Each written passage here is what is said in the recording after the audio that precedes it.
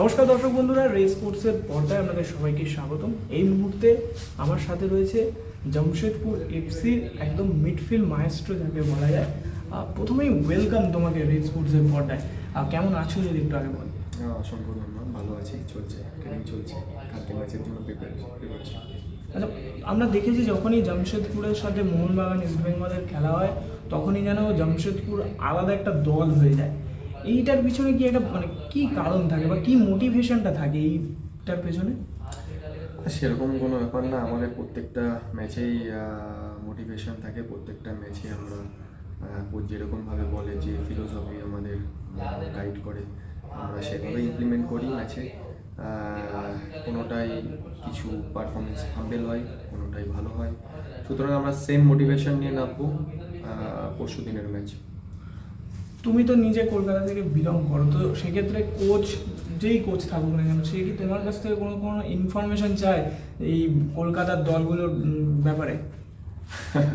আমার থেকে বেশি ইনফরমেশন কোচের কাছে আছে, সুতরাং সেরকম কোনো ব্যাপার নেই। হ্যাঁ, যদি কিছু জানতে চাই আমি সেটা পজিটিভ উত্তর দেওয়ার চেষ্টা করি। আচ্ছা, ইস্ট বেঙ্গলের বিরুদ্ধে তোমরা একটা দুর্দান্ত পারফরমেন্স করে জিতলে, একদম বলা যেতে পারে ওদের ঘরের মাঠে গিয়ে ওদেরকে হারালে, এবং সেখানে কিন্তু অনেকটা রোল তোমার নিজেরও ছিল, কারণ যেভাবে মিগুয়েল ফিগুয়েরাকে আটকানো সেটা কিন্তু অনেকটাই তোমার দায়িত্ব ছিল এবং তুমি সেটা করেওছো।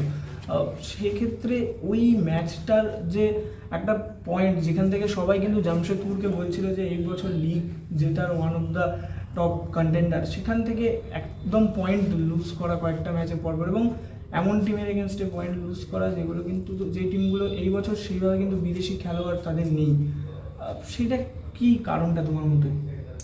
না, আমি দেখো, আমাদের তোমার দুটো প্লেয়ার ছিল না, মাদি ছিল না, তারপর রিন্সি ছিল না, কিন্তু হ্যাঁ, এটা কোনো এক্সকিউজ বলবো না। আমাদের নিজেদের বাজে পারফরমেন্সের জন্যই আমরা সেভাবে হয়তো ম্যাচে যেরকম কোচ বলেছে সেরকম আমরা ইমপ্লিমেন্ট করতে পারিনি। কিন্তু আমরা এই যে ইন্টারন্যাশনাল ব্রেক দিয়েছিল 3-4 দিন, তারপর আমরা লাস্ট 6-7 দিন থেকে আমরা ট্রেনিং শুরু করেছি। আমাদের কোচ আমাদের লাস্ট 2 ম্যাচের ভুল ভ্রান্তি আমাদের বুঝিয়েছে, এবং যে কোচ যেভাবে বলছে, আমরা যদি মোহনবাগান ম্যাচে সেই ফিলোসফি যেরকমভাবে বলছে সেরকম যদি গ্রাউন্ডে ইমপ্লিমেন্ট করতে পারি, আশা করি ভালো রেজাল্ট করতে পারবো। কোনো কি এক্সট্রা প্র্যাকটিস বা এক্সট্রা মোটিভেশন থাকছে এই ম্যাচটার পেছনে? এক্সট্রা মোটিভেশন দেখো, প্রত্যেক ম্যাচে এক্সট্রা মোটিভেশন থাকে, প্রত্যেকটা ম্যাচেই মোটিভেশন থাকে, সেরকম কোনো ব্যাপার নেই। কিন্তু হ্যাঁ, অবশ্যই মোহনবাগানের টিম অসাধারণ, প্রত্যেকটা ডিপার্টমেন্টে তাদের ভালো ভালো প্লেয়ার রয়েছে, গোলকিপার থেকে আপফ্রন্ট অব্দি। সুতরাং আমাদেরকে সমীহ করে নিজেদের পারফরমেন্সে ফোকাস করতে হবে, এবং আমরা যদি 90+, আমরা যদি নিজেদের ফোকাস রাখতে পারি, নিজেদের 90+ মিনিট আমরা কনসেন্ট্রেট করে খেলতে পারি, আশা করি ভালো রেজাল্ট করতে পারবো এই ম্যাচে। আর মাদি তালাল, তোমাদের ওয়ান অফ দ্য মোস্ট কি প্লেয়ার যাকে বলা যায়, সে এই ম্যাচে নেই, সেটা কি কোথাও গিয়ে তোমাদের একটু ব্যাকফুটে ফেলছে?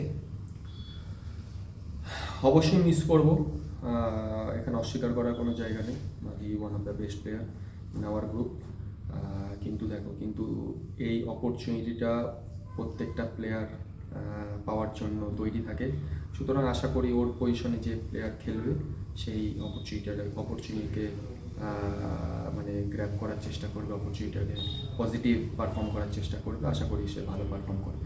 আর এই ম্যাচটাতে কি তোমাকে আমরা অ্যাজ আ লিডার হিসেবে আমরা মাঠে দেখতে পারবো, যে যদি কোনো কারণে গোল প্রথমে হজম করতে হয়, সেক্ষেত্রে অ্যাজ আ লিডার আমরা দেখেছি, যেটা ইস্ট বেঙ্গল ম্যাচেও দেখেছি, 1 গোল পিছিয়ে যাওয়ার পর তোমাকেই দেখা যাচ্ছিলো, তুমি পুরো টিমকে আবার বলছিলে যে ঠিক আছে এখান থেকেও ফিরে আসা যায়, তো সেরকম কি একটা ভূমিকা অ্যাজ আ লিডার তোমাকে আবার ম্যাচে দেখতে পাবো মোহনবাগানের বিরুদ্ধে?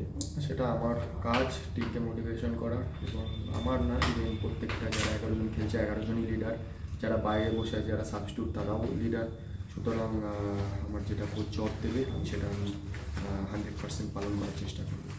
আর এমনি সমর্থকদের উদ্দেশ্যে তোমার কিছু কোনো মেসেজ থাকবে?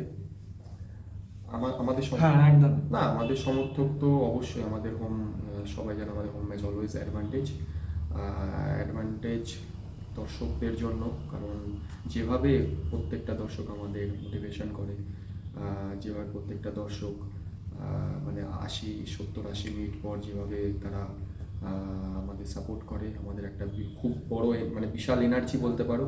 সুতরাং আমি বলবো যে এইভাবেই প্রত্যেকটা ম্যাচ যাতে সাপোর্ট করে যায়। Thank you. Thank you.